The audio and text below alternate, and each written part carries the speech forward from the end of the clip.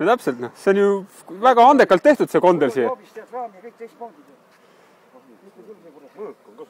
Vaat see on mul öeldud, et see koonilise 4 kandiga ja ma ei saanudki teada, kas tal enne siin tehtud või ei olnud, tead.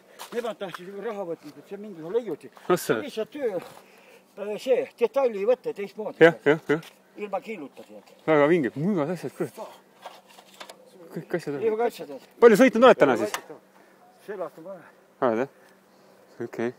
Läks 2 kuud nähku, ma ei tahtnud, tead, suusatamist kõvasti. Jah. Aga käisid mürgitamas, tead, metsa kõik ära varastanud, tead, kui metsa 3 reetud puud, tead. 2 ruumi, tead. Kõvemad võtsid ära, mis maa. Nüüd on 10-26 kõik kooresti metskonnas lagedast tõid. Ja siis sul see kondel ongi abiks või? Ei ma proovis edasi. Või metsa enam pole? Vot sinna, kus läheb metsa teed paremalt. Ja 10 meetrit läheb kaugemale. No võtta. Kondel on ikka õige, jah? Kondel on õige asi. Kuule, aga jõudu jaksu sulle. Ma eelmine aasta augustis tegin.